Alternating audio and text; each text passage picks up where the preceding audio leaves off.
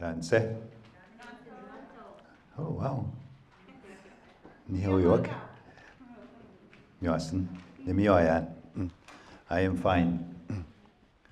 And thank you for Ruben for print and tobacco. That's part of protocol for storytelling. So that's appreciate that. First, I'd just like to thank you for the introduction. Appreciate that. I currently live in Little Buffalo, and sort of have three homes. We have a rental here in Edmonton. My son stays with me. Then my wife has a house also in Sturgeon Lake, where she's from, and that's where she teaches at the local band school there. So we always kind of kid around because at some point in time we didn't have a home, like we were just rented a home, right? Now all of a sudden we have, three places to live. So, but it's been quite interesting this past 3 years. So I have 2 more years to go on my term, so we'll see what happens after that. But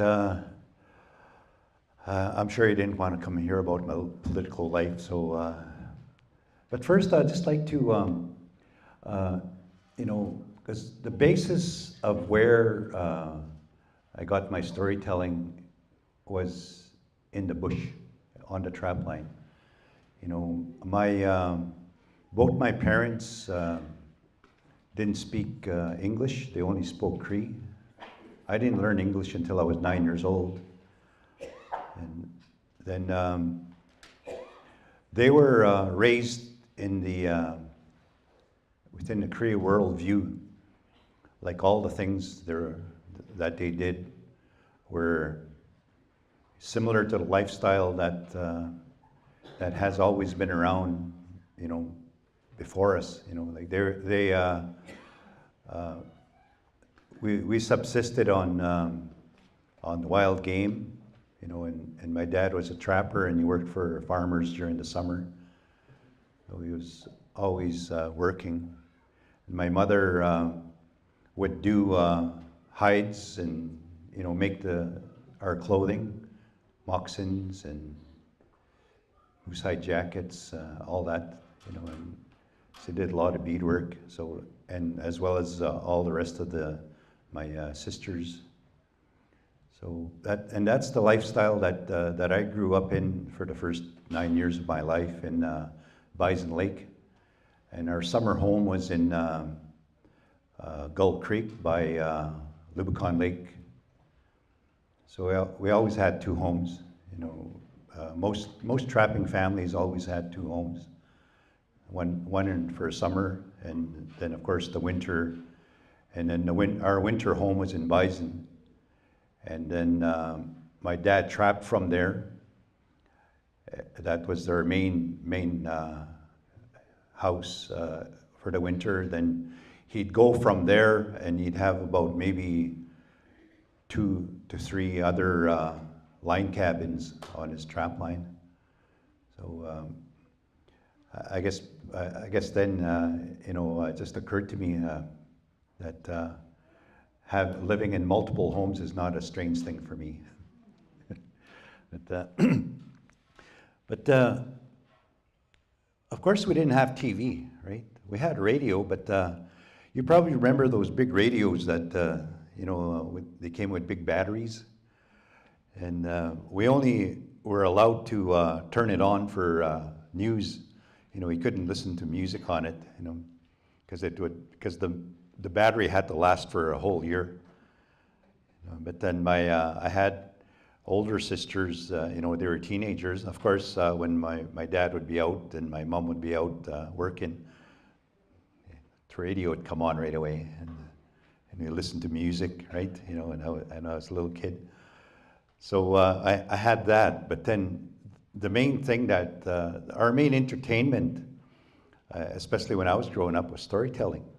And when I was about 5, my dad would bring me around to different elders, different storytellers, and I'd listen. I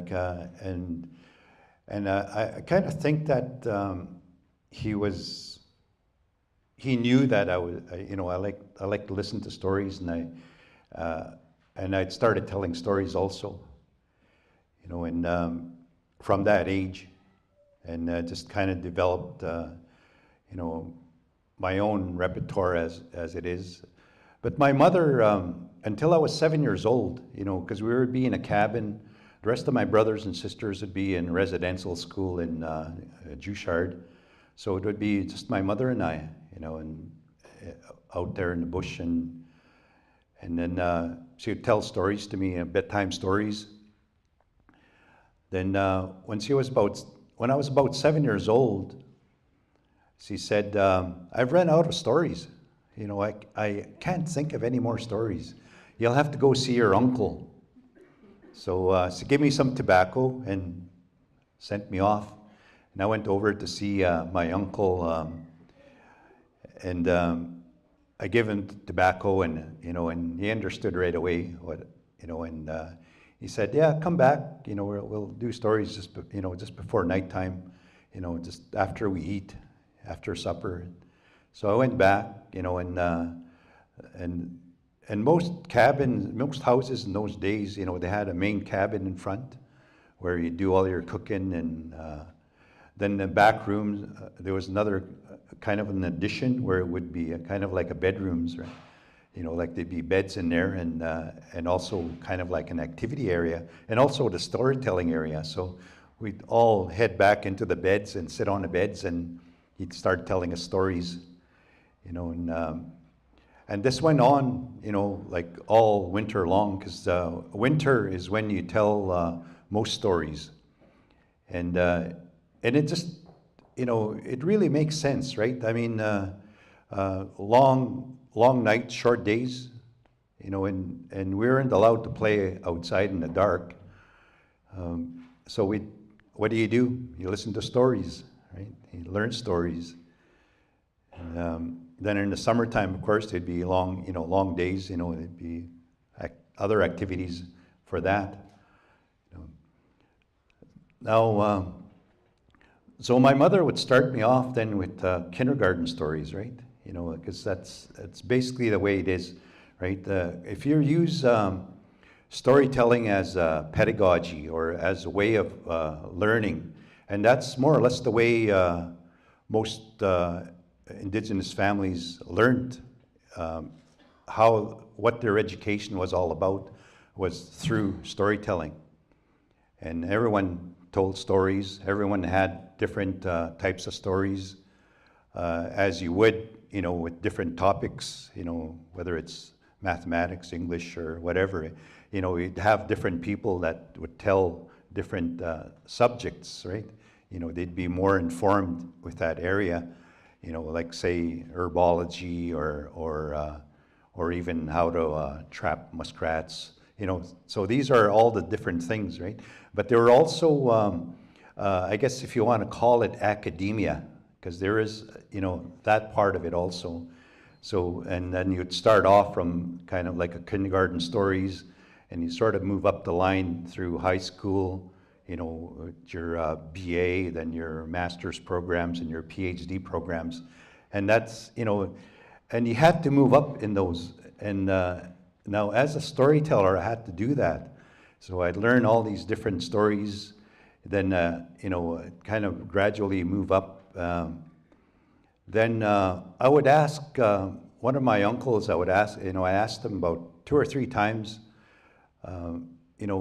what's the story? Like I'm ready for that next, and he wouldn't say anything, right?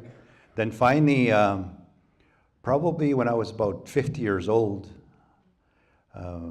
or just before 50, and he said, "Well, I'm going to tell you the story now. I think you've gotten to that level." So, finally he did tell me all the stories that I wanted to hear, and learn.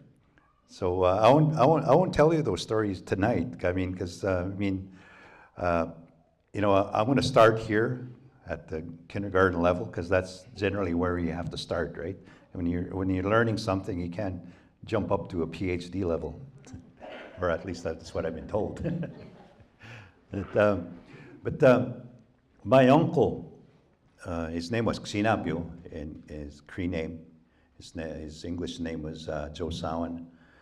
And after that whole winter, we were listening to all these stories.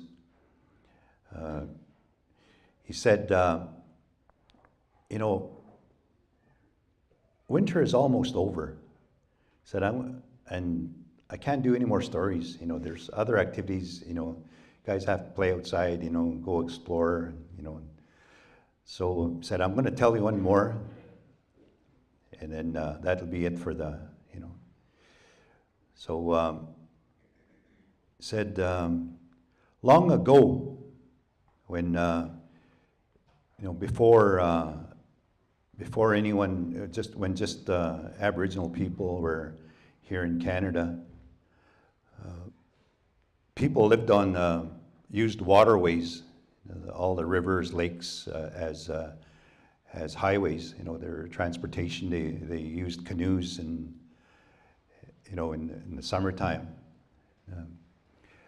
And there was these people, a group of people that were camped along the river. And then one day, and in that camp, there was this couple. This young couple, they didn't have children yet. And the woman was really industrious, really hard worker. Like, she did all kinds of things, made dry meat, did hides, and her name was Aigich. And Aigich was a really hard worker, but the thing was, she'd start one thing. She'd start making dry meat, for example. Then she'd say, "Oh yeah, I gotta do my my hide." So off she'd run and start doing her hide, and then she'd say, "Oh yeah, I forgot. I gotta go and check on my sewing." Then in meantime, her fire would go out on her while she was making dry meat, and the flies would start getting at the meat, or then her hide would start drying on her rack, and have a hard time fleshing it out. And but her husband was a really good hunter, and hunters in those days provided not only for their family but for the whole village. They'd kill a moose and it would be shared, with everyone. Then one day, an elder came to see Aigich. Said, "Aigich, I have to talk to you." He said, "What you're doing right now, you're doing, half a job here and half a job there, and you're spoiling meat, you're spoiling hides. And one day, I just want to warn you, someday a better woman will claim your husband because he's a really good hunter. You have to watch that." And did I get paying any attention? No, she was far too busy. She was just doing this, doing that. That's kind of like modern day multitasking, I guess. Then guess what happened? Another woman took her man. And because he was such a good hunter, right? And if Aigich was devastated, it didn't show, because she was far too busy. She was, doing this, doing that. And then one day, the crier came out and said, 3 days we're going to move. If you don't have a canoe, build one. If you have one, fix it up. But be ready to move. 3 days. So everybody, started, taking things down, getting ready, and patching their old canoes. And I guess was just busy, like she was doing this, and then the final afternoon, the next day they were going to be moving, and she was watching all these people pull their, getting everything ready, they're loading up their canoes, and she remembered, oh yeah, we're moving tomorrow, and I don't even have a canoe. So off she ran, running into the bush, and she got birch bark, and spruce roots, and pine pitch, and got everything all together, and she started crafting her little canoe, and she had it all ripped and started sewing, the gunnel and all that, and then it got dark. I didn't faze her, she just built a big fire, kept on working into the night, and putting on the birch bark, and started putting pitch on it. Then she woke up. Everyone was gone. She had fallen asleep during the, just before she finished her canoe. And she was looking around, everyone is gone. So, she jumped up, and quickly finished her canoe, put pine pitch on it. Then she threw on some belongings, and off she went, right, going down the river. And just before, she came around this river, the bend, then they were just leaving. They had just finished having lunch. So she had to push off because her little canoe was starting to leak, right? So she had to run off back into the bush, and get some more pine pitch, and slather some on and had a little lunch, then, and took off again. They were all far gone down the river. And every once in a while she had to pull off her little canoe, and put more pine pitch on it because, it was too busy, to do a good job. Then just finally it was night, just about nighttime, and she came around this huge bend in the river, and right along, just before that bend in the river, there was a campsite there where all the rest of the people had camped, and all the campfires were going, children running around, dogs, and she came out to the landing, she was just nosed her canoe into the landing, and just right at that time, her ex-husband showed up with two birch bark pails to come and get water for his new wife, and he never did that for her, and then when he was picking up the water, and he looks at her and says, "Wah, I get you." Here she is too. Oh, and then that's when she finally got mad. So he just ripped into him and said, "Oh, you're no good for nothing. That little, great crotchety little woman that you have there, no good. You're all full of this and full of that. And she was, in the meantime, she was paddling her little canoe backwards, because she was so mad, right? And her little canoe caught an eddy, and just whipped her around the corner. And I don't know, that was the last anybody ever saw of Igate.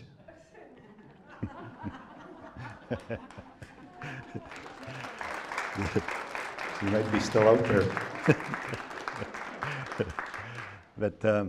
But as you can see, a lot of these stories, there's always a teaching thing in there, right?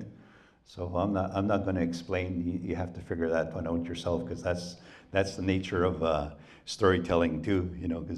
Because you'd get into trouble, right? And they would send you off to your grandparents, grandmother or uncle or whatever, and then when you got there, they'd say, "Okay, sit down. I'm going to tell you a story." And then you tell you a story. So if you were a multitasker and didn't quite ever finish your job, instead of doing one good job, right, you have half a dozen things going on, you'd probably hear Igate's story But anyway, notice the candles over here too.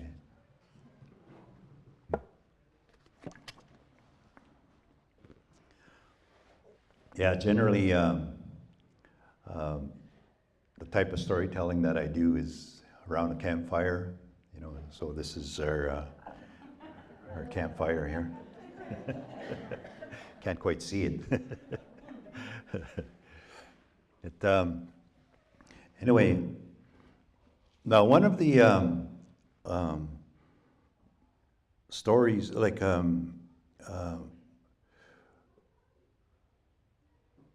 one of the characters that is always in the teaching stories is his name was Wisakicha, and you probably all heard about him, right, at one time.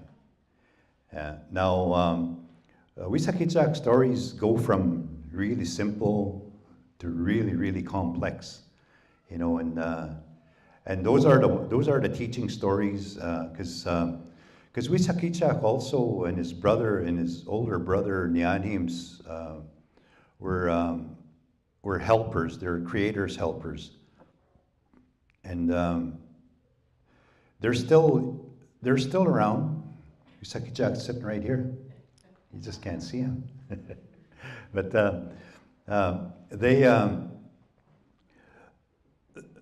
they're like almost kind of, I guess, for lack of a better term, angels.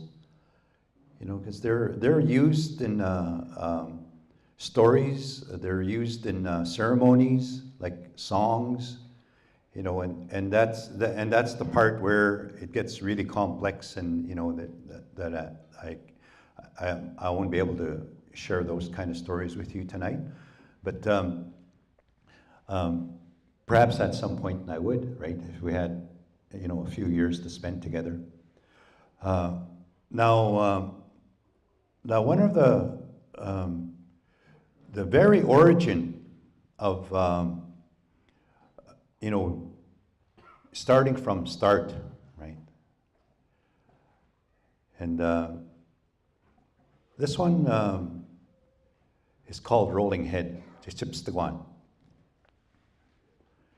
And that's when the world was young. There was very few people on this earth. And there was a family that was living out there, mother and father. Father is a hunter, and the mother is also, looked after the camp. And they had two boys. One of them was, quite old, about 7 years old. The other one was younger, about 3.5. And they were happy. They were a happy family living out there. And the father would go every morning to go and hunt, and catch all kinds of animals, some fur-bearing, mostly for food, like moose, deer, bear. Then the mother would, make clothing out of it, prepare the food, and look after the boys, make clothing for all of them. And one day, the hunter, because he'd go off, and sometimes when you some things kind of gradually change, we don't really notice. And so that one time, as he was leaving, and then he kind of turned around and surveyed their camp, and he noticed that the boys weren't as clean as they should be, their hair was not, wasn't clean, and the camp just looked a little shabby, like it wasn't swept clean. And I guess he thought, well, I wonder what's going on here. I should really find out. So he left, but rather than going to hunt, he stopped and kind of circled back, and then sat down behind some trees and just sat there. and watched. And after a while, his wife picked up, a pail and an axe, or sorry, an axe, and started going off towards the woodlot. And he kind of followed along on a ridge and kind of watched where she was going. And then when she came to the woodlot, there was, sometimes you get these wind-sheared trees, and they have birds and all kind, little animals living in them. There'd be holes in them. And she came up to that tree, and then with that axe, she hit it. And then the snake slithered out, and she mated with that snake. Then she gathered herself and started going back, and her hair was all in disarray, her clothing, and he followed her back. And when she got back to the camp, she just went into their lodge and just went straight to bed. And meantime, the boys are kind of looking after themselves. So then the hunter then came back down and took the little boys aside, especially the older one, and said, "You have to leave." He said, something is going on, something evil has come to us. You have to leave. The only way you'll survive is you have to go to where that ocean is way out there. And he showed him how to get there. And he said, and he gave him also 4 helper objects with which to survive. And they didn't want to go. They didn't see anything wrong, right? So the father then said, "No, you have to listen to me. You have to go. You have to take your little brother with you also." And then so finally, he listened to his dad, and they started going. Taking the little brother with him. Then the hunter went back, and picked up a pail and an axe. Then he went back down that same trail to that woodlot and back to that same wind-sheared tree. And he struck it, Then the snake came out. Then as it came out, he chopped the head off and he caught it in the bucket. Then took the bucket back, and went back to the camp and went into the lodge. Then he threw that snake head, right by his wife's head, and he said, "Whatever was going on, it's over." And she woke up and just flew into a demonic rage, and just grabbed him, by the torso, and just squeezing him, and he knew that he wasn't going to survive, But then he had the axe yet in his hand, right, and he struck out at her and managed to cut her head off. And her head went rolling that way, but the body didn't die. It just kept squeezing him. And then as they were dying, because both of them are dying, because she's killing him, and of course he's dying without her head. They started rising, and as they rose, as he was dying, he said, "Let me rise up into the stars." So from this day on, when people look up, they can see me and remember the story. So to this very day, you get out, if you can see the stars, you can see the hunter with those 4 stars in a row. And I know the Greeks called it Orion. It's also called the hunter. So that's that constellation. Now in the meantime, that head was rolling, looking around for her boys. They had long, beautiful hair. And his boys are running, but the little boy didn't want to go because he didn't, he kept wanting to, kept pulling back. And the rolling head kept, they kept getting closer. And as they were getting closer, she called out, said, "My boys, don't run away. I love you so. I'd never hurt you." And they looked back, and all they could see was this big blob of hair, mud and blood, they got scared because it's just a head, right? And then they were running, and it was ready to catch them, and then he remembered, oh yeah, my helper sticks. And he reached one, for one out of his bag and pulled out, just whatever, he didn't, and it just happened to be a thorn stick, a piece of a thorn stick, and he threw it behind him like this, and whew, the whole row of thorns, just appeared before him.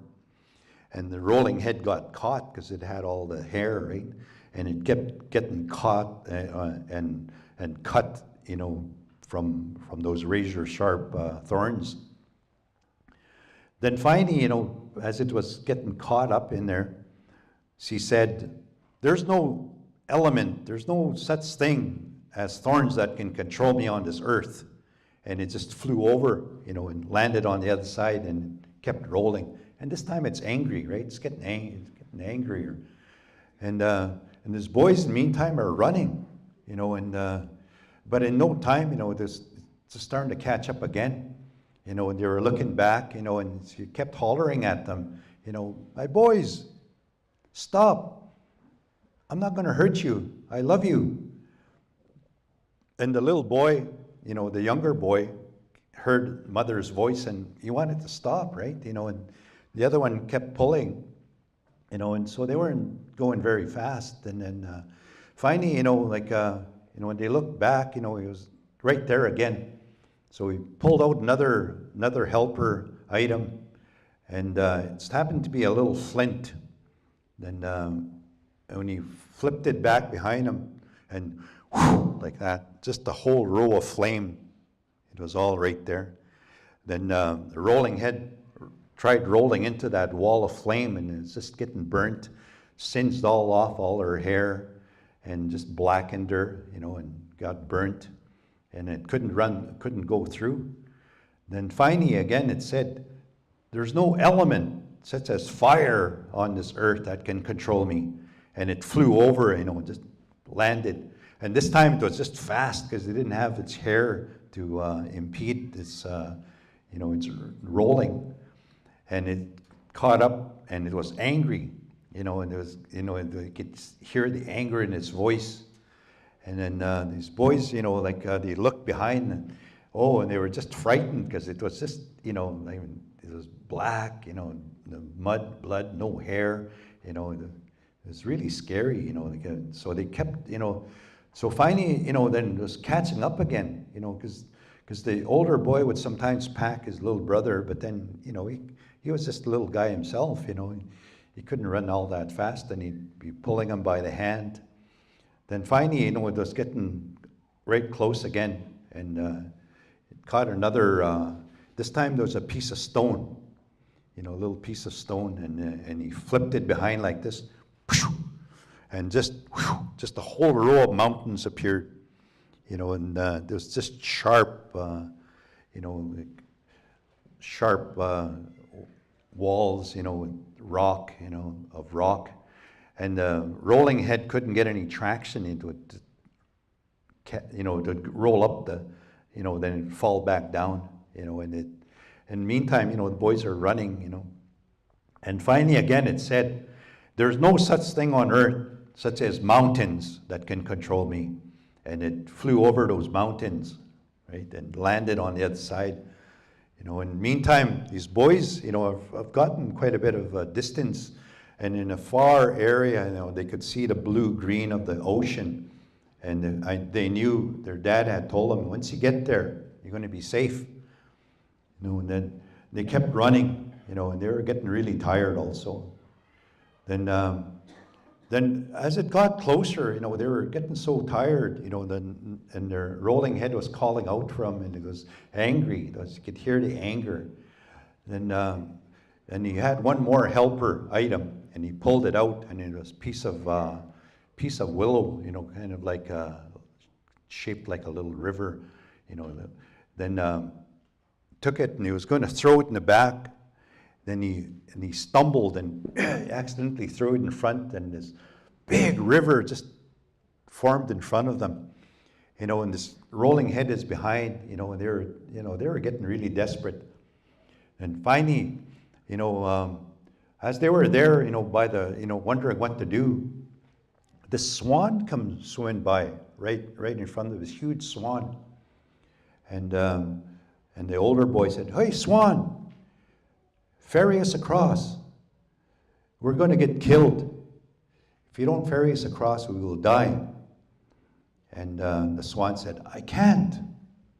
Said, "Why?" "I have a sore back." Oh, he said, "Oh, come on, please." So finally, the swan said, "Okay, but don't move. If you move just a little tiny bit, you hurt my back, I'll dive, and you'll get swept away." And the boys said, "Okay, no, we won't move." So they climbed both on. You know, the bigger boy sat down and put his little brother in the middle, and off they went. You know, they hardly breathed, you know, until the other side. They got onto the other side, and they let him off. Then the swan came back down middle of the river. In the meantime, the rolling head had rolled up into the bank. You know, you could see her boys now heading towards the ocean.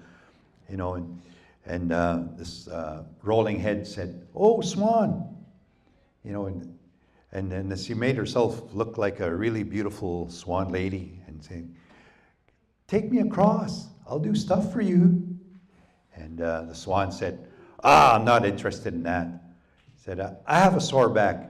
I can't do anything. I don't want, you know, but you have to take me across." And so finally the swan said, "Okay." He said, "Remember, I have a sore back. If you move, I'll dive." So came back to the shore, then rolling head rolled onto the back of the swan, and then as he was ferrying across, then she looked, you know, you could see her boys getting close to the ocean where they'd be safe, and he started jumping, you know, in agitation, you know, bouncing in agitation, and it hurt the swan's back, and he dove, you know, and swept away, and there again, that was the last anybody ever heard of the rolling head.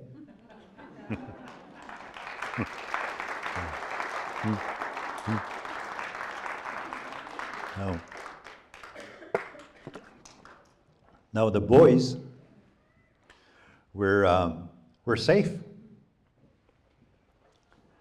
and you know, they would beach comb every day, you know, and they had all kinds of food. You know, they had nuts and different berries. You know, they dug for clams. You know, they had good food. You know, they weren't starving, but they were very lonely because there was no other people around. You know, they were very lonesome. You know, I mean, they just went through a huge tragedy. You know, I mean, they were both lonesome and heartbroken.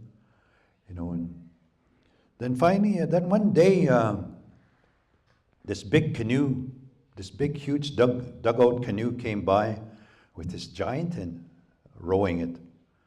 You know, and as he got close to the edge of the beach, you know, he flipped his paddle out onto the beach, onto the sand, and the older boy was playing there, and he said, "Little boy, step on my paddle."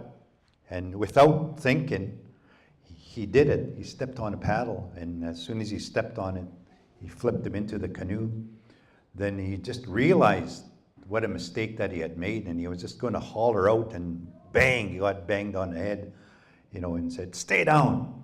But as soon as he cried, when he cried out, the little brother, who was playing on the sand, looked up, and all he could see was his brother was abandoning him, and he was saying, "Don't leave me, don't leave me." And he jumped up and started running along the beach, because the giant started, rowing his dugout canoe along the edge, and that little boy is running along, and saying, "Don't leave me," and they're crying, both crying this time, Then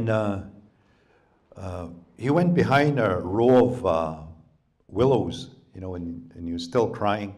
Then he came out of those willows, and he was still running, but he was getting further and further behind. And and the giant is picking up speed on his canoe.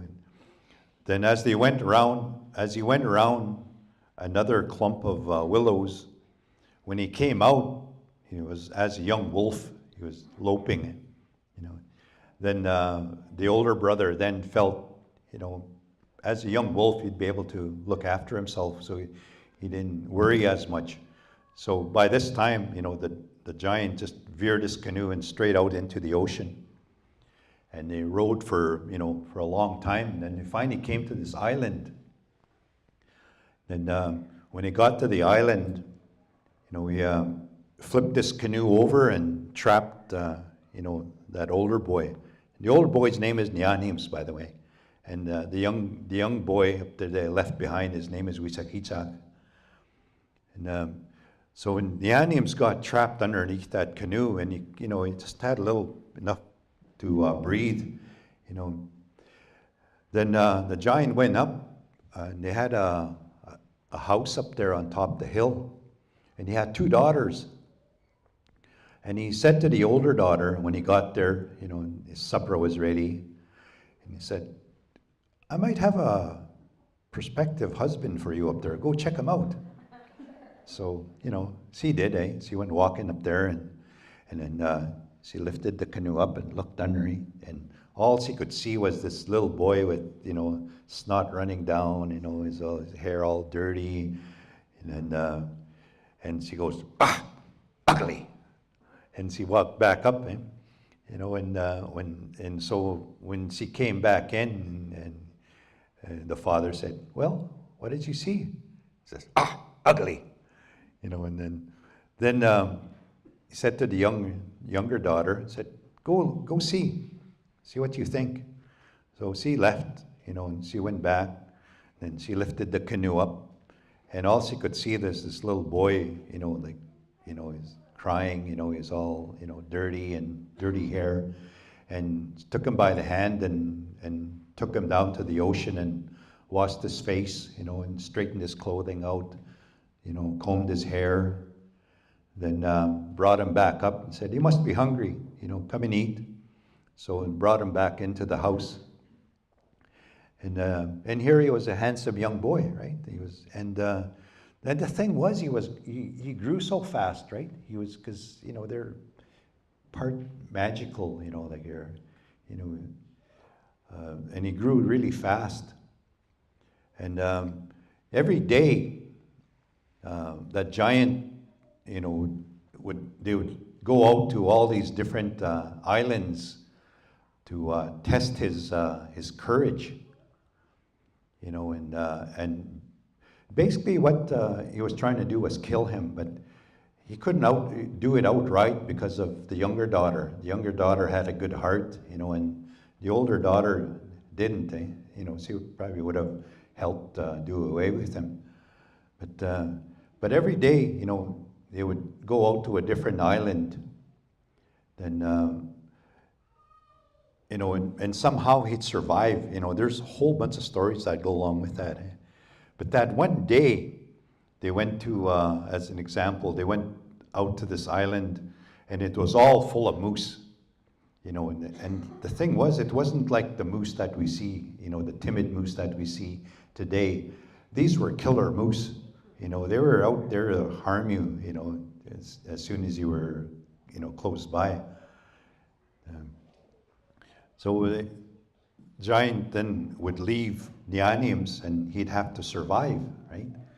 So when he dropped him off and left, and Nehiyaw started walking into the island, and this big bull moose charged him, and then Nehiyaw stopped it by putting his hand on his forehead, right, and stopped it and talked to it, and he said, the Creator had put you here on this earth not to be a killer of man, but you're supposed to be food. You're supposed to help man. That's what your role is, and that's what your role will be from here on in. And the moose just settled right down and became the kind of animal that we know now. And then, but the thing is, the strange thing is, if you ever kill a moose, put your hand on his forehead, and your hand will fit. Try it one of these days. Now, one day, Nehiyaw, they were off again to a different island, and Nehiyaw said, I think it's my turn. I should really pick a game. You're always picking games. It's my turn. It should be my turn. Then finally, begrudgingly, the giant said, well, okay, this one time. So they landed on this island of birds, all kinds of birds, like raptors, there were condors, there were all kinds of birds, then when they got onto the shore, Nehiyaw said, okay, the game is we create wings, you get wings, and whoever flies back, back to the island, back to the house is the winner.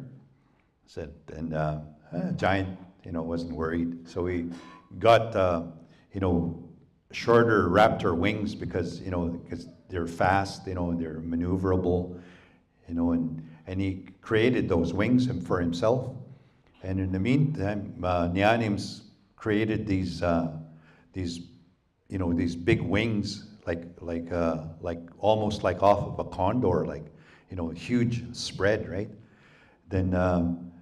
So off they went, right? They got the wings, and off they went, and Nehiyaw went up, and started circling, and he caught a thermal, right? And then the thermal took him up, and in the meantime, the giant with his short, powerful wings, was really fast, right? Just was about halfway in no time, but then he ran out of power, right? He just bang right into the water and drowned. And meantime, Nehiyaw just, sailed on and landed on the island. And then when he took his wings off and walked back up to the cabin, and the older daughter said, he's not coming back, is he? And he said, nope, he's not. And she said, well, you're free to go. And he said, yeah, I know that too. The young girl, the young daughter, or the younger sister was sad to see him go. But then, he had all he could think about all this time was his brother. Did he survive? So he went back, and back to the same island, back to the same beach where he had got abducted. And he spent days looking around, couldn't find him, no trace whatsoever.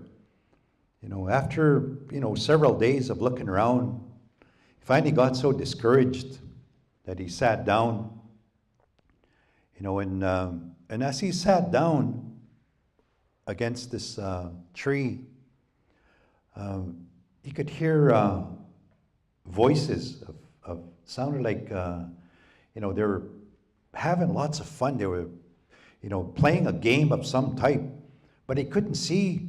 He was thinking, oh man, I must be hallucinating here or something. I can't see where. I can hear people, but I can't see them. And then finally, and you got a little closer, and you kind of laid down. And as he laid down and he got closer to the ground, just to the far end of the that little clearing that he was in, was these little tiny people, and they were playing this game. They were throwing this little tiny little ball, this hide ball, at each other, and catching it with these, with these kind of like paddles that they had. They were webbed, and they were throwing it at each other, and they were playing this really fast and furious game. And they're knocking each other over, and knocking the ball out of that little pouch at that, on that webbed stick. And Nehiyaw sat up and started tracking that little ball. He got fascinated by that little ball. So he finally got up and went and grabbed that little ball and was looking at it, a little tiny little ball, and is made out. Then he blew it, and it turned into a wolf.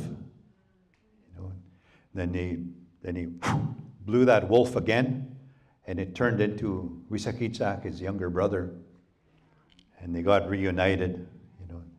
They were so happy. They were telling each other stories of how they had spent the last while. They were young men now, and as young men, as young people, we all have to make our decision as to what kind of contribution that we're going to make on this earth.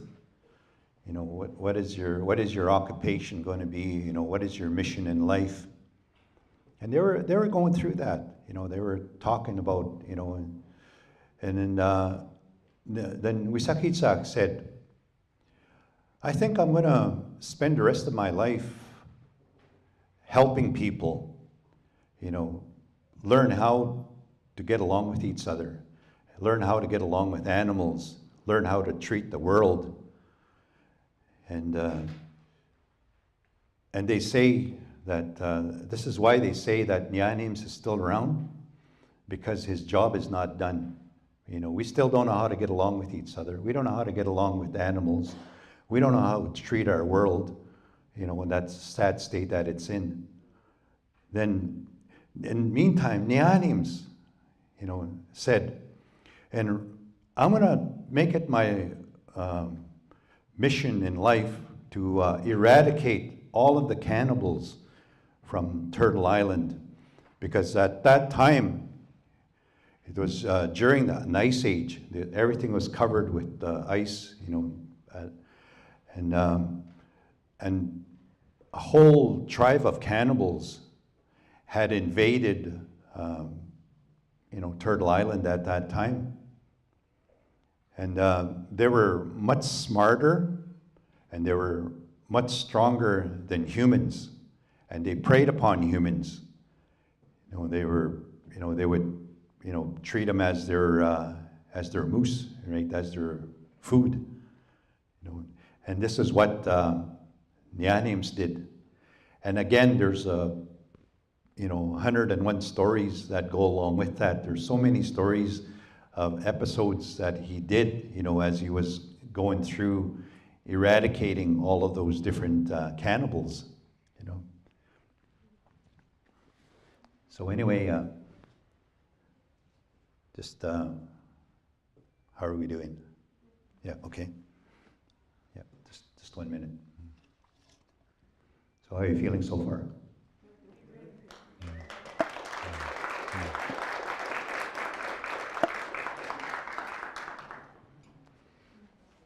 Okay, before I'll do some Nehiyaw stories, and I'm gonna spend quite a bit of time doing Wisakitsak stories. So, and Wisakitsak stories are kind of the fun stories, right? Nehiyaw is really deadly serious because, I mean, eradicating cannibals is deadly serious, right? And we're glad that he did that. Now, one of the things that Nehiyaw set about doing, you want to just stretch for a little bit? You want to get up for a bit? Just walk around. Stretch.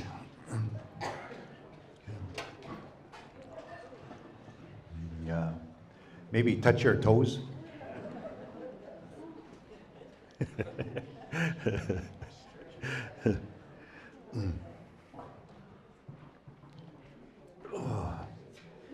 Okay.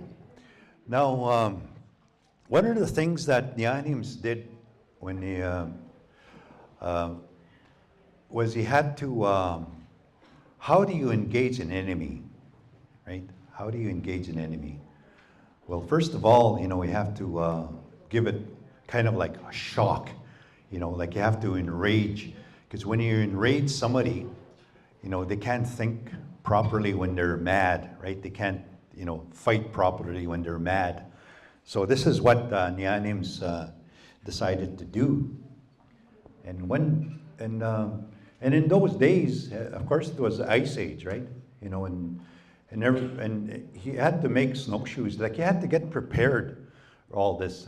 He had to make snowshoes. He had to make, a heavy parka. He had to make leggings, and all this, right? He had to make food, because he couldn't take the time to kill, any animals for food. So he had to get all prepared before he left.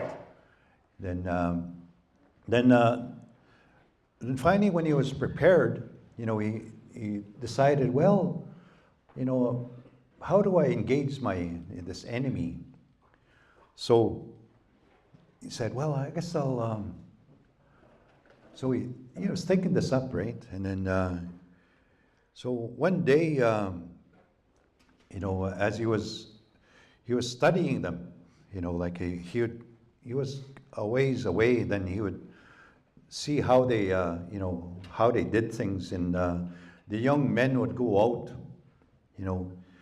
and go hunting for humans, and then they would also bring back young women that they would use for slaves, and also for kind of like live food, sort of like what we do with fish in live tanks. You have fresh fish anytime.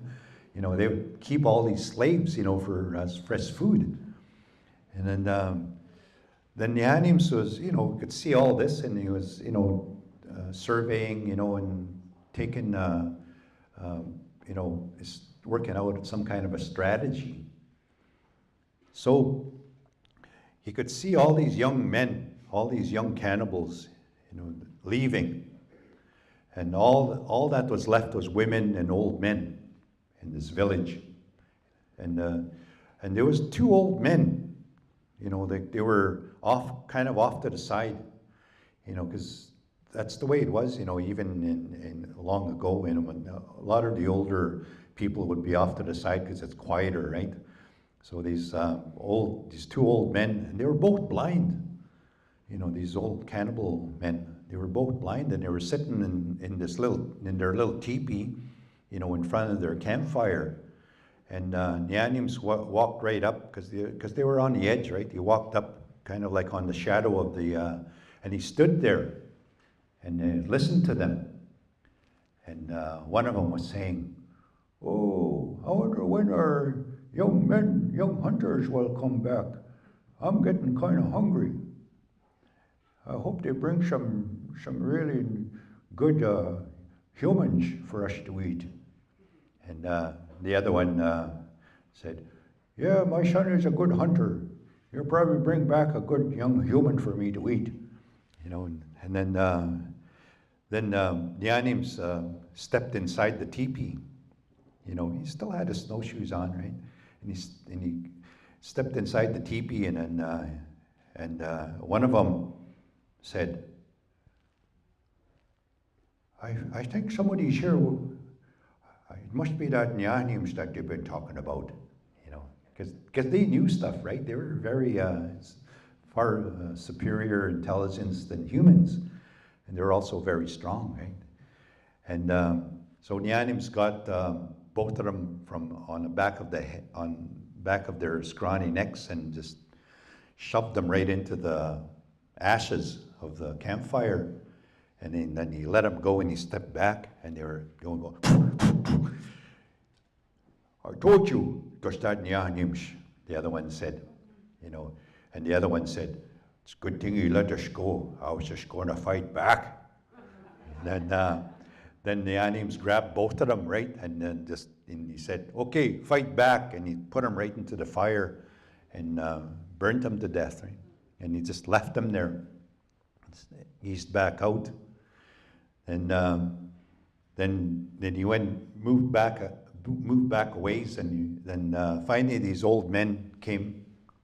Oh, and they were angry, right? It was just like when you kick over an ant's nest or a beehive. They were just buzzing. They were so mad, and that's what he wanted, right? And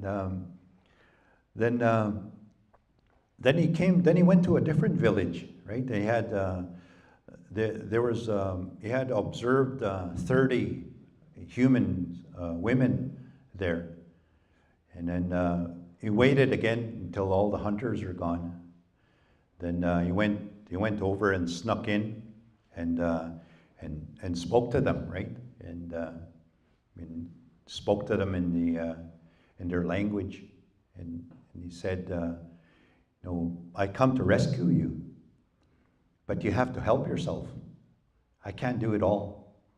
I really need your help.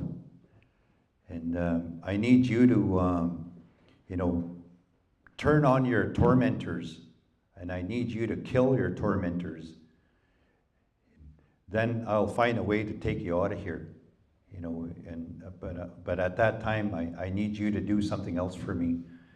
So these women, oh yeah, they were happy to, to have some kind of a plan to get out of there because they were going to get eaten, right?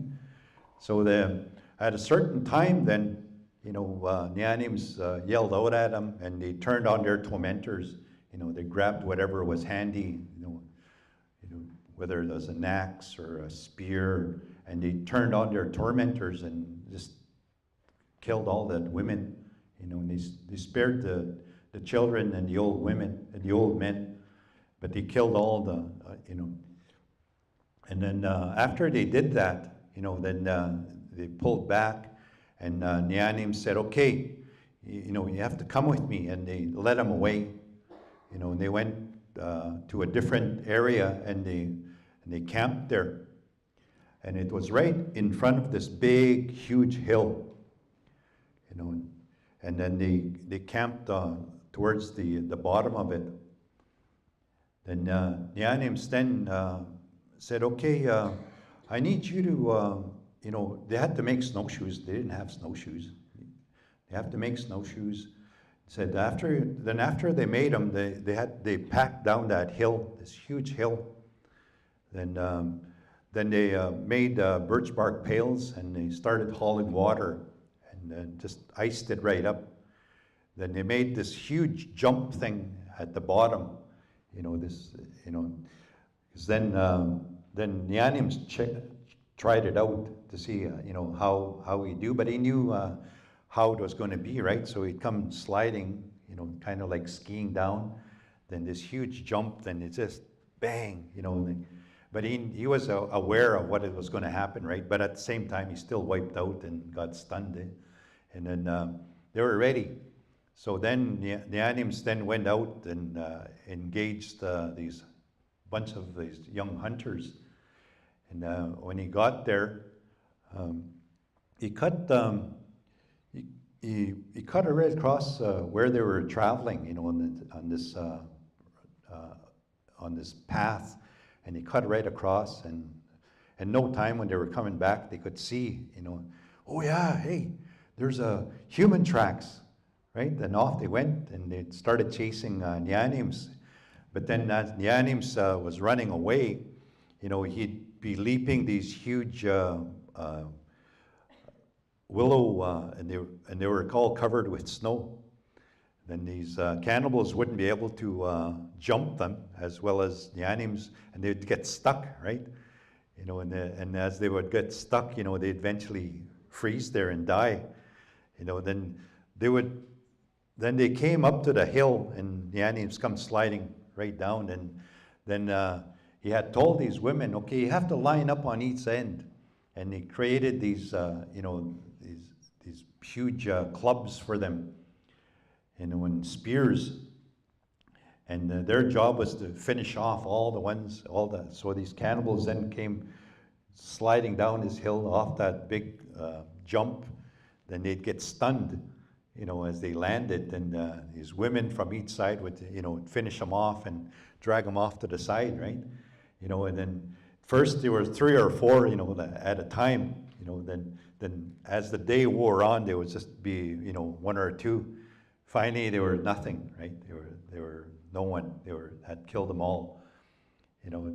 Then the animals then said, okay, you know, you did a good job, you know. Now I'm going to show you where your families are. So the animals then showed, you know, took all these women back, right, and showed them back to where their families were. So now all this different stuff happened, right? And but I'm going to kind of cut to the end of the Nehiyaw stories, because towards the end, you know, because he spent a long time, right? There's so many episodes, but he spent a long time doing, you know, getting rid of these cannibals, and at a certain time, you know, they were just about gone. You know, he had just about did his job, and this was getting towards the edge of the ocean. You know, there was just a few encampments there, and the animals went down that way, and he was, and he came upon,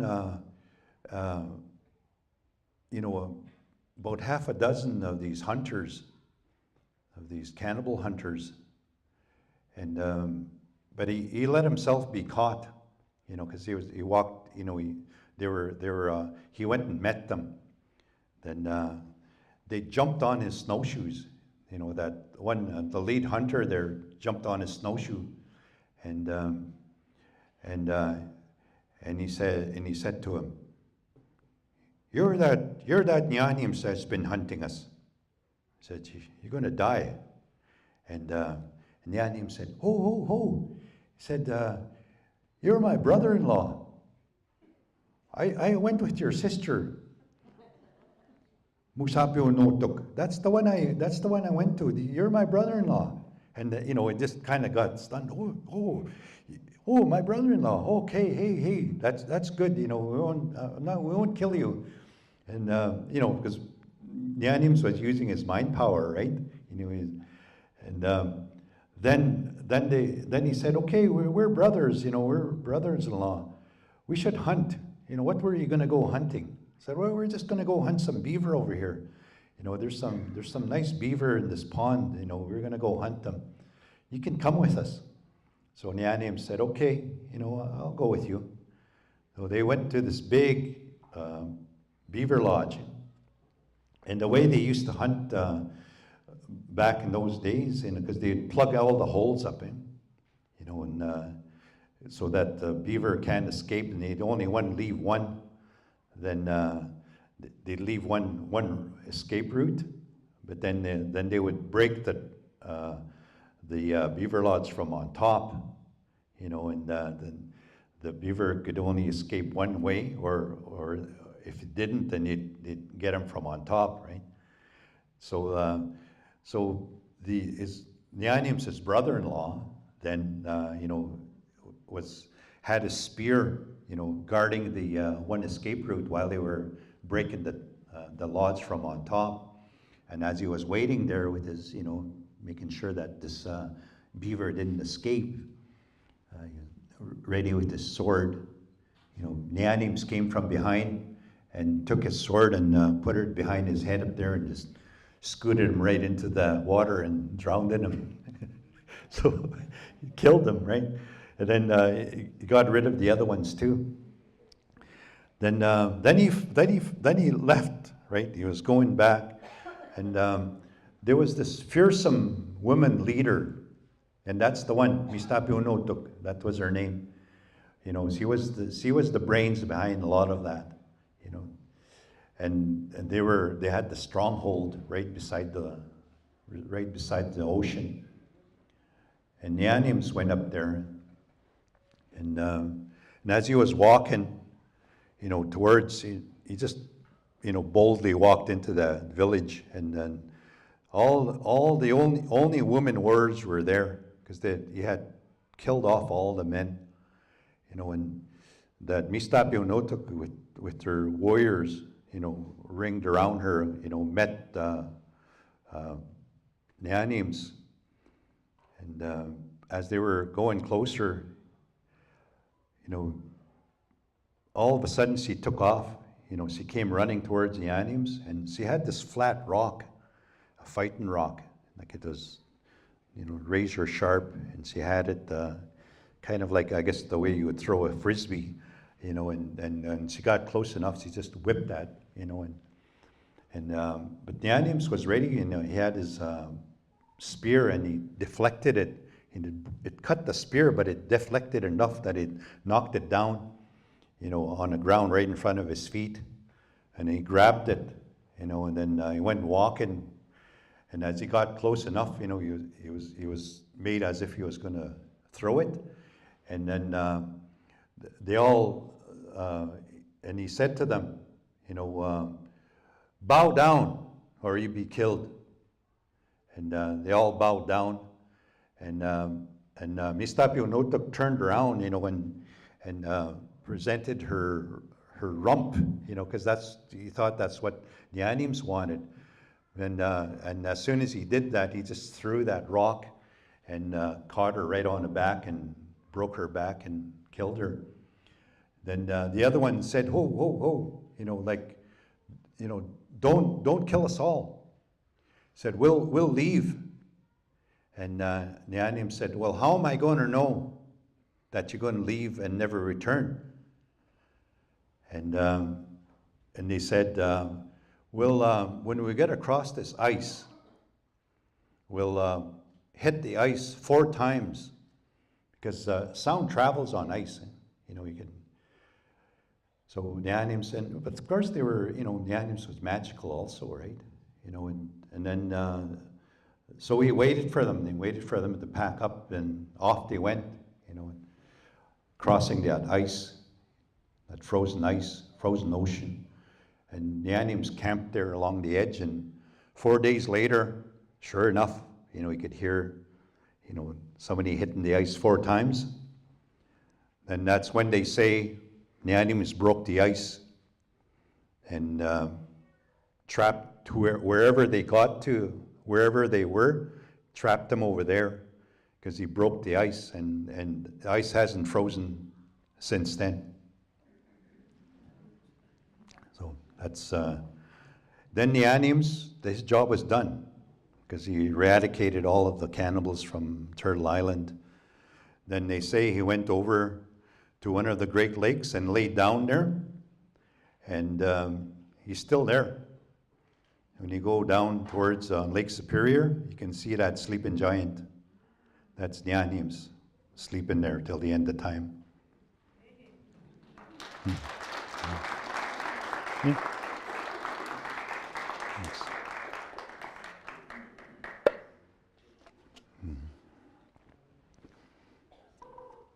Okay.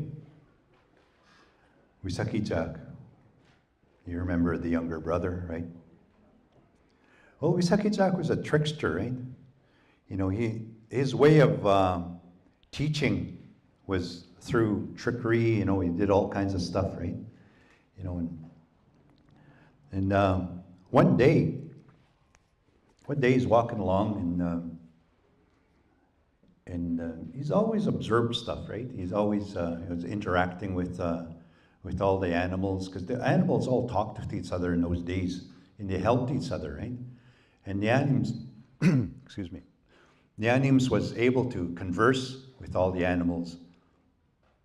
And then there was on this willow, on these willows, were all these little chickadees.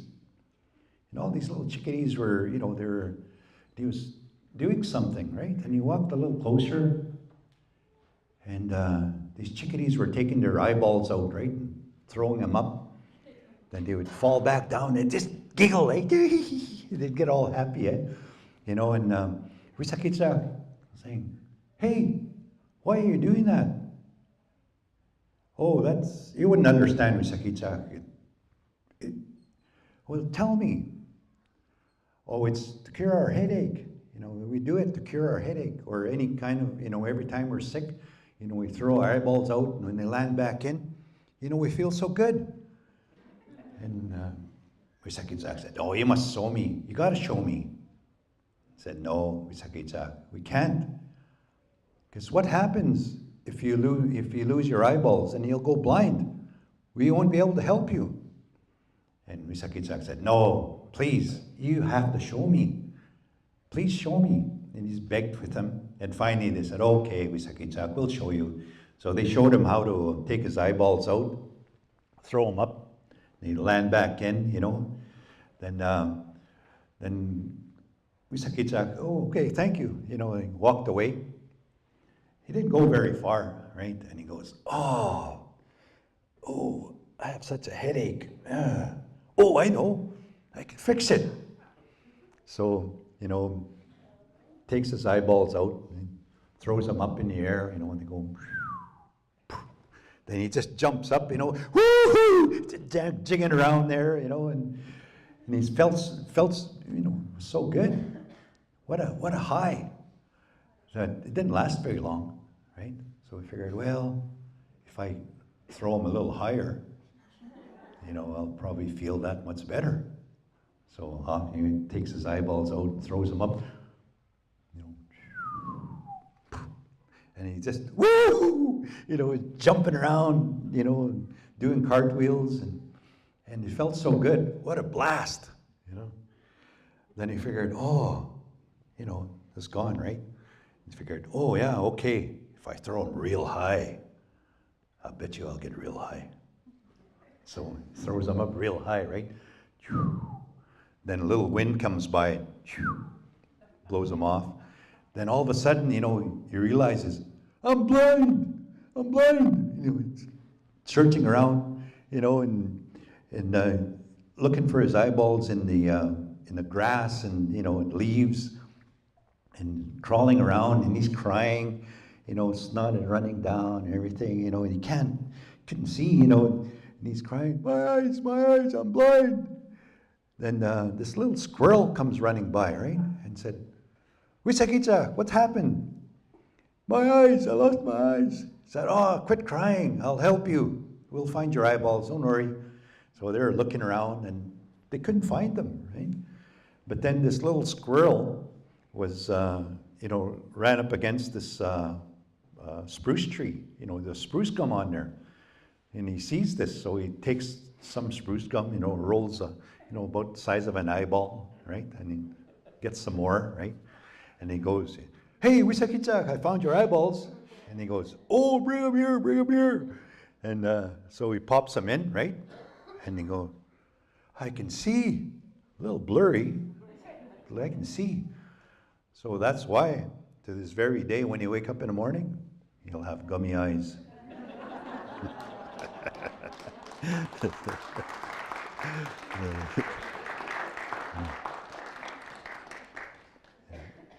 Yeah. Okay, Wisakitsa. Well, what else did he do? Well, one thing about Wisakitsa's stories is you can tell Wisakitsa's stories night and day for a whole month, and you won't run out of stories. I don't know that many, but the thing is, sometimes when you get together and do Wisakitsa's stories, usually people know 2 or 3 or half a dozen stories, right? So you can tell Wisakitsa's stories all night long. It's quite fun because there's so many, right? There's so many learning stories from Wissahickitsak stories. Okay, one time, another time too, Wissahickitsak was walking along. You know, he's always walking along. He's always hungry. You know, and this was the year that you know, he decided he wanted to be a beaver because there was such a hot day and it was just nice pond. It was you know, and you could see these beavers, you know, swimming around, you know, flapping their tails, you know, and it seemed like such fun. And Wissahickitsak said, "Hey, can I join you?" I said, "Oh." Then he said, "Oh, heck, I'm gonna join you anyway." So dived in, right, and he became a beaver, right, and he was swimming around, you know, and you know, flapping his tail, you know, it was so nice, you know, it's so cool in the water. Then this young beaver and his wife came swimming by and said, "Hey, neighbor, where did you come from?" So, "Oh, just over here." Said, "We're having supper tonight. You're new here, so come over and have supper with us, and you know, we'll tell some stories." And Wissahickitsak said, "Oh yeah," as soon as he heard food, right? He said, "Oh, I'll be right there. You know, I'll be there."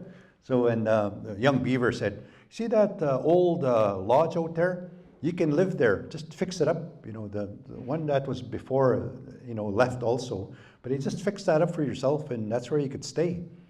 And Wissahickitsak, "Oh, okay," you know, swam there, you know, and fixed it up a little bit, but he just couldn't wait, you know, till supper time. Finally, it was the evening, right? And he swims over to young beaver and his wife's home, you know, and dives in and comes out, you know, into the lodge, right? And they were waiting for him, you know, and they were sitting around, you know, chatting, and you know, then they said, "Well, we'll eat. You know, that's what you came here for. We'll eat." And young beaver, you know, would just reach behind and pull out something, you know, it would be just something delicious, you know, like whether it was, you know, pemmican or pounded dry meat, and then they would use, they had a little wooden bowl, and there was some really sweet oil in there, just really light oil. It just tasted so good. That was Wissahicksak's favorite. And they, you know, they'd put a little bit of the dry meat or pounded dry meat in there and eat it, and oh, it was so good. And then berries of all types, you know.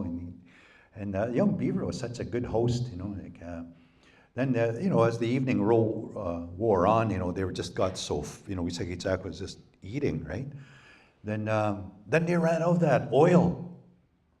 You know, and young beaver said to his wife, he said, "Can you bring me the awl?"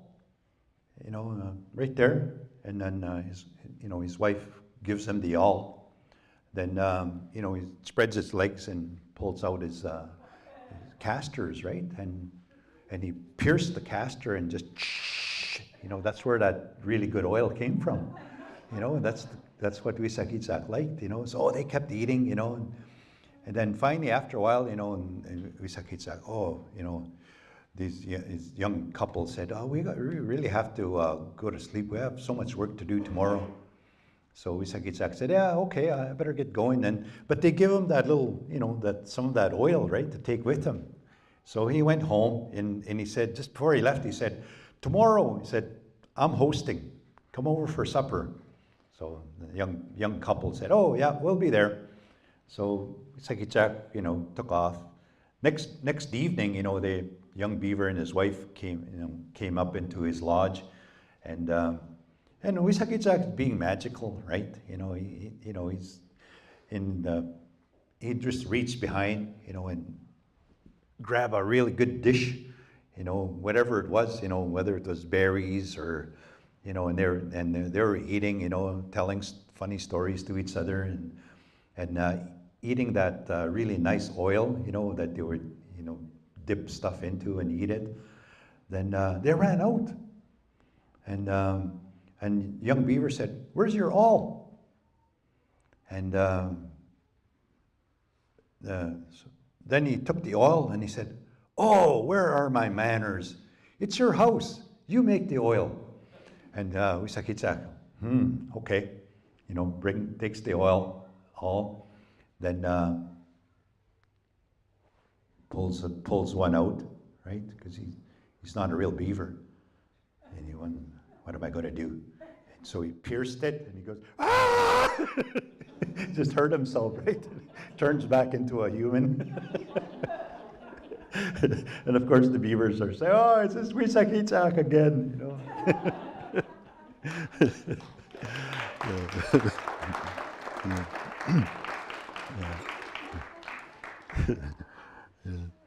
Yeah, okay. Then there's like I said, there's lots of Wisakitsak stories. Then see when this is where it gets real fun when there's a group of people, because then you take turns telling, you know, then you sort of remember the next one, you know. But one other one though, you know, I'll tell you one more. Then maybe you could, you know, if you want have some questions or get into a conversation, we can do that. But I'll tell you one with.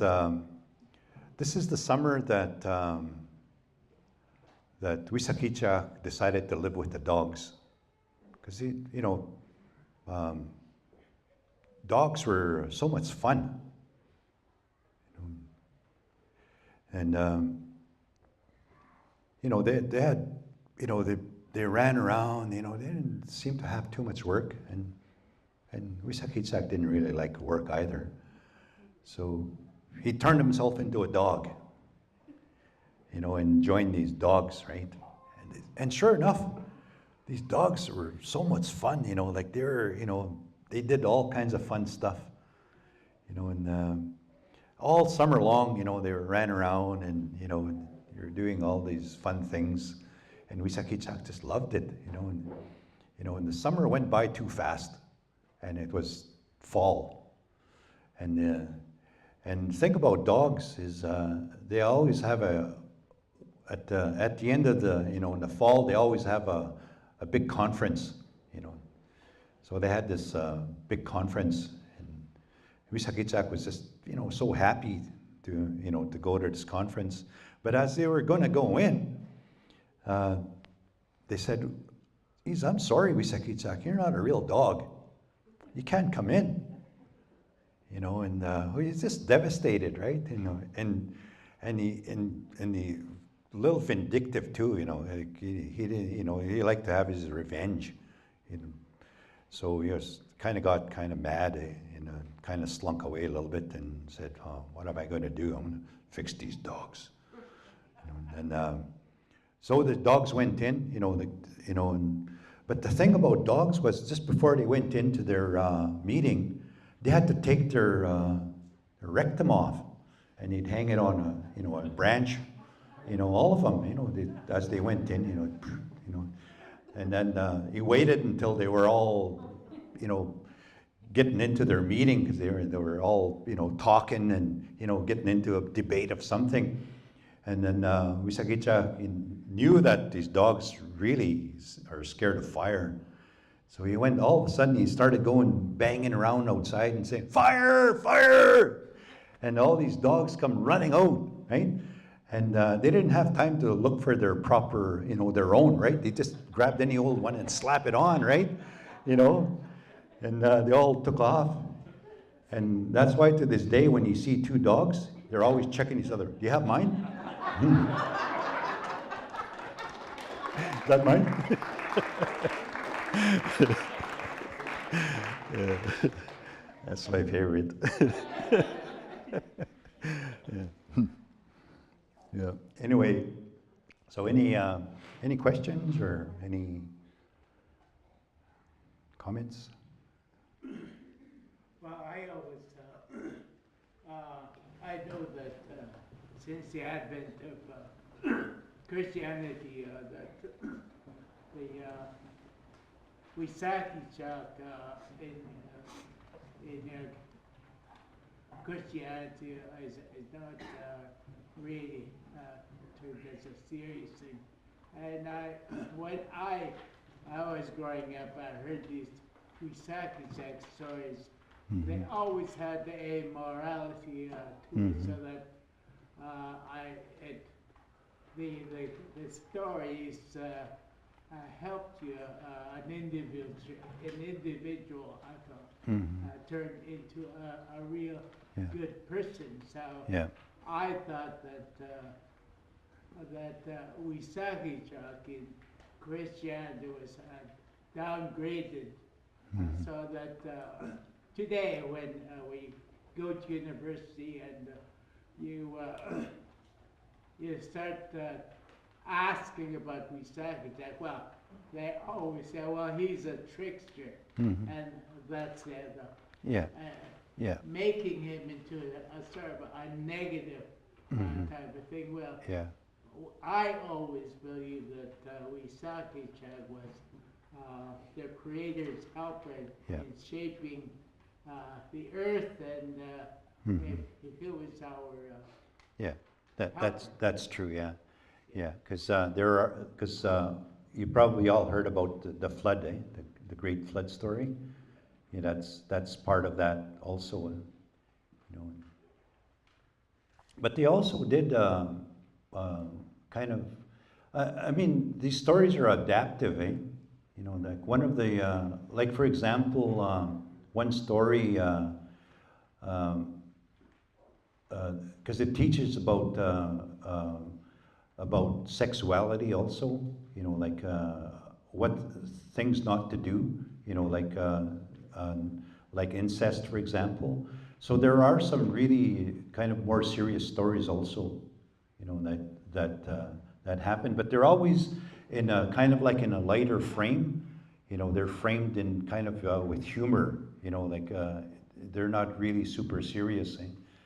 And I'm glad that you brought that up because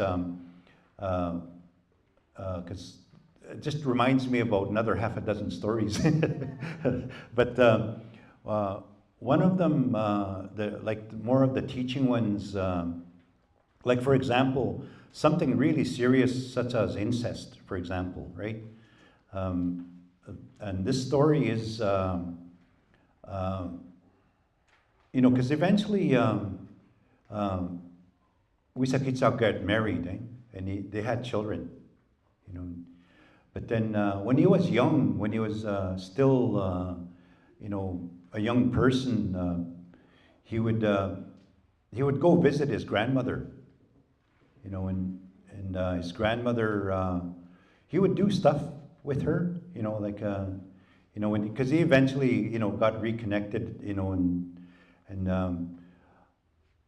but he would help her with, hauling water, they'd go pick berries, and then that one day, they went picking rose hips, and the grandmother said, don't eat all the rose hips, because those little seeds inside, they'll give you a stomach ache, and they'll also get you really itchy when you do number two, but Wisakitsak never listened, right? So while they were picking rose hips, he was just eating them, Then after they got whatever they were going to get, he started getting the really bad stomach ache, right? And then he told his grandmother, "I have to go. I have to leave. I have a stomach ache." Well, because he didn't listen to his grandmother, So as he was going, then he as he was leaving, he had to go. So he went in the bush, and then relieved himself. But then after that, he had a really itchy bum, right? Because that's what his grandmother had told him. Said, "Don't, because those little seeds will make you really itchy." So he was real itchy, like he just, and then also he was really gassy too, and then he talked to his, and said, "Oh, you think you're a boss, eh? I'll show you who's boss." So he went and got this big sharp rock, and he built a big fire, just got that rock just red hot, and then pulled his breechcloth aside and just burnt himself, right? Well, quit itching, but, but he also burnt his buttock a little bit, so then after a while, his scab healed, right? So he went to go visit his grandmother again, and as he was walking along, his scab fell off, because he was healed, right? And these little chickadees, of course, they're always around. They saw all this, what was happening. And then when Wisakichak went to visit his grandmother, and on his way back, he was walking along on this path, and what did he see? Oh, my grandmother must have dropped this dry meat. There's pansalan, he picks it up, takes it, and these little chickadees are singing, right? Wisakichak omigi michu, Wisaki. They're saying, Wisakichak is eating his scab, and he said, this is not my grandmother dropped this dry meat here, So he had a distinctive, burn mark on his buttock, right? And then years later, when he got married, and they had a really beautiful young daughter. She was becoming a woman, and the son was becoming a young man. And Wisakichak, started having eyes for his daughter, and not a very good thing. Then, but then the thing was, Wisakichak did whatever he wanted to do in a lot of ways, because he'd find ways of doing stuff. So he said to his wife, he said, I'm going to go away. And if a young visitor comes by, any young visitor, especially a handsome young visitor, make sure that you give him the best hospitality. So off he went, and so he doesn't go very far, right? Then he transforms himself into a really nice, handsome young man, right? Just nice hair, braided all, and nice clothes. Then he waits up there until it's just about supper time, right? And it's just about towards evening. And he comes back into camp, and he comes walking in, and here's this young visitor, right? Handsome young man.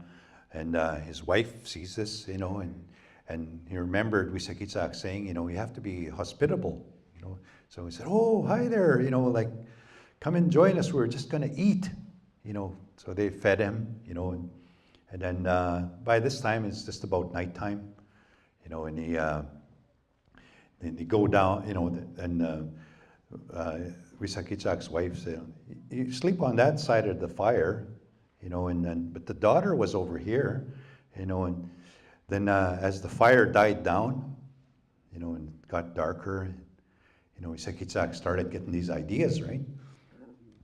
And he's starting to crawl over, but then his wife just happens to wake up, and his breechcloth had fallen over, right? And she could see Wisakichak's distinctive burn mark on his buttock, right? And she says, oh, it's you, Wisakichak. Grabs a fire brand and just whips him out of the teepee. So, but he did that also with his son, right? So, he's starting to have eyes. Oh, he's such a handsome man, So he takes off. In same thing again. He tells his wife, said, I'm going to be gone. He said, if there's a young woman that comes by here, befriend her, it might be good for our son. Oh, okay. So off he went, right? And he kills a moose out there, and then he takes the omao, they call it, the tripe. They call it the Bible, the inner stomach of the moose. And then he uses that, and he makes a woman's organ out of it, right? And he ties it on himself, right? And he transforms himself into this beautiful young woman, right? Long skirt, nice moccasins, and he comes back, and Wisakichak's wife sees this, oh yeah, this young woman, and they have a fresh hide, right? And Wisakichak's wife said, "Oh, you came just in time. I wanted some extra help. I'm going to do this hide, So they start, they put the hide up on a frame, and they started working on it. And it's such a hot day, and they were working on this hide. Then they finally finished it. Then as they were finally finished, and they had to go back to camp to go and have supper, Wisakichak's leading is in front, eh? But then he had tied his makeshift woman's genitalia on himself with a piece of rawhide, and that rawhide had stretched, and sort of got rotted a bit, so it was weak, right? So when he stepped over this big log, that string broke, and his genitalia fell on the log, and it just bang, and it was kind of hot and steamy, right? And his wife says, "Oh, it's you again, Wisakicha." He just starts wailing on him with the stick, right? So he wasn't able to get away with it, Yeah. Okay. Yeah. Yeah. So any more comments? Yep, go ahead.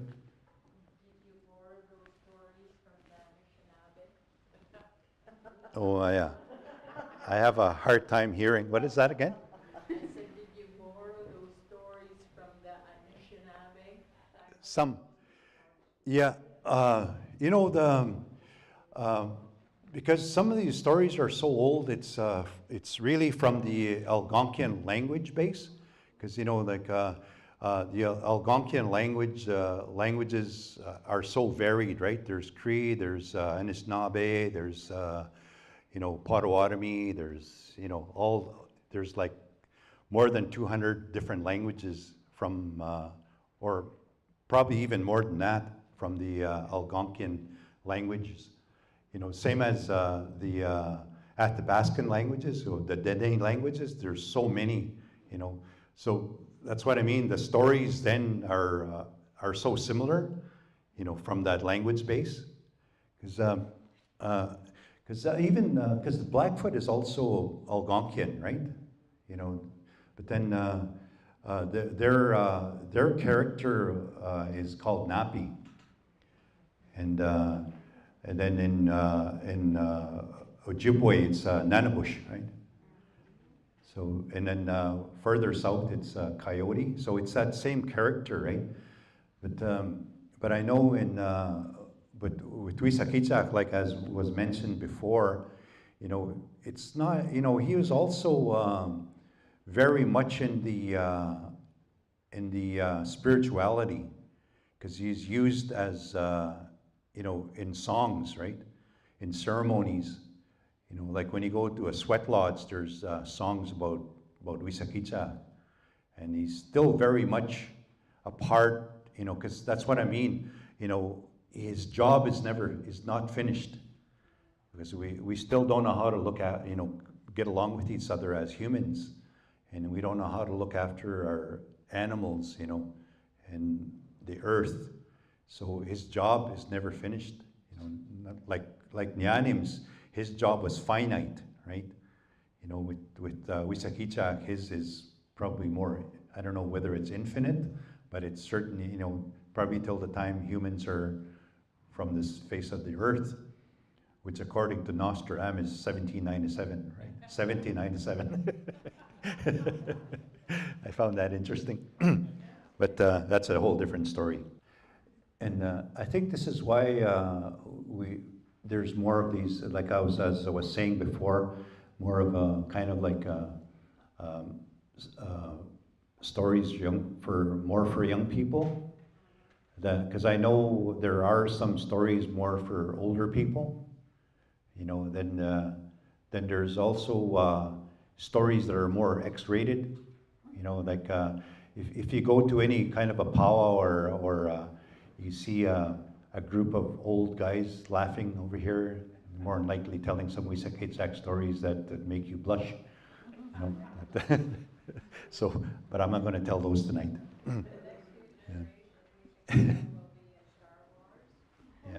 Yeah. Yeah. Yeah.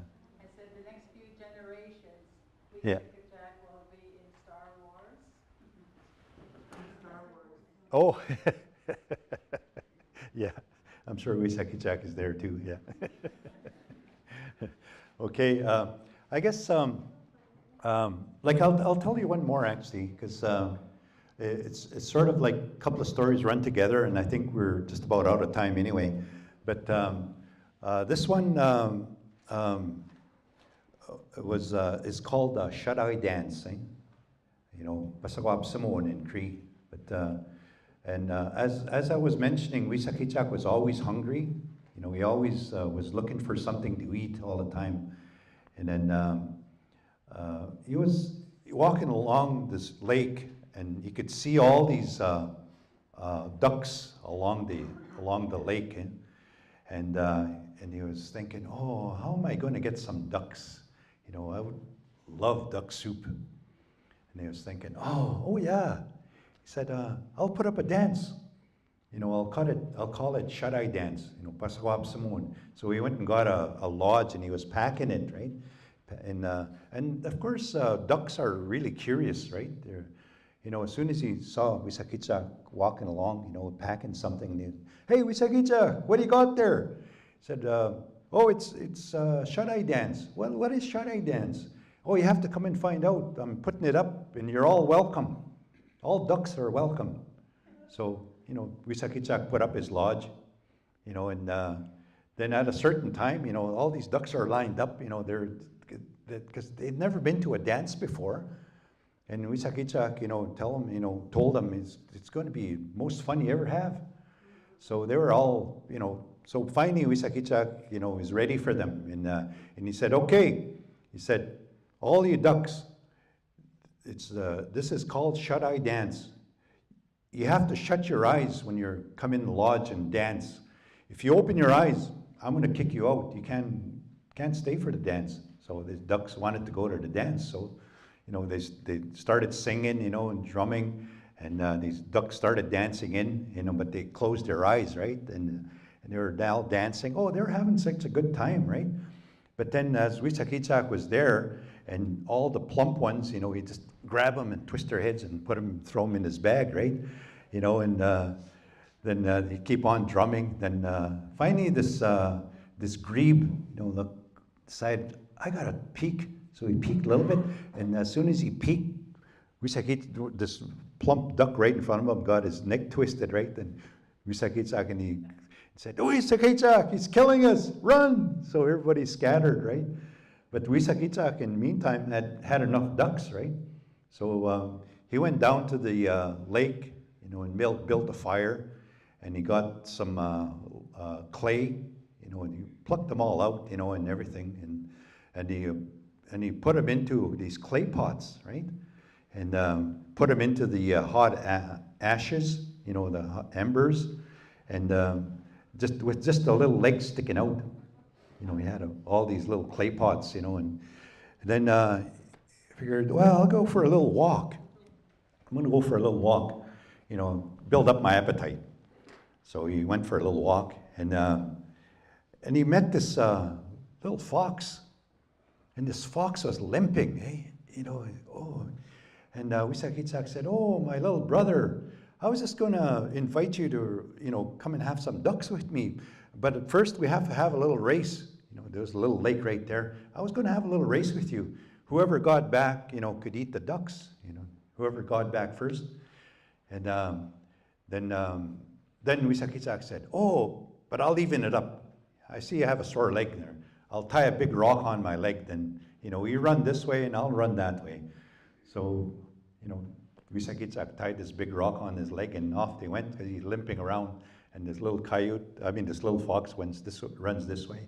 And as soon as Wissahickon is out of sight, he comes running back. You know, there's nothing wrong with his leg. You know, he's just fooling Wissahickon. And he goes out to the fire, and he breaks the bottom of the clay pots and pulls the duck out. And eats it up. You know, and did all to all of them. Then he sticks the little legs back in so they look like they were full. And you know, then he goes out and takes off and goes to sleep, right? And meantime, Wisakicha comes puffing back. You know, he sees all these ducks with their little legs sticking out. He says, "Oh, my little brother he's poor little guy, probably his sore leg, you know, he probably couldn't make it back." He said, "But I'm hungry, I'll eat." Cracks open the first one. There's nothing there, eh? Cracks all of them. And oh, he's mad. He said, "Oh, I'm going to get that little bugger. Where is he?" He's looking around, you know, and then he said, "Oh, I'll go find him." You know, there's little tracks, right? And he's through this bush, through the little grass, and you can kind of see a little grease trail because he's so, you know, he's so full, right? Then he finds him right in the middle of this little meadow in tall grass, and here that little fox is laying there. His little stomach is just puffed right out, eh? Sort of like after I go to a conference. But then, you know, and his face is just covered with grease, right? You know, and Wisakitsak said, "Oh, what am I going to do with this little rascal?" He said, "Oh yeah," he said, "I'll fix him." So he gets fire and he creates, you know, burns grass right around him. Then this little fox wakes up and it's just wall fire all over the place, right? And you know, he runs that way, you know, fire there, runs that way, there's fire there. Finally, he just runs right through the wall of flames, right? And his coat catches on fire, right? And up until that time, he used to be gray. So that's why to this day, you know, we have these red foxes because their coat is on fire. Anyway, thank you so much.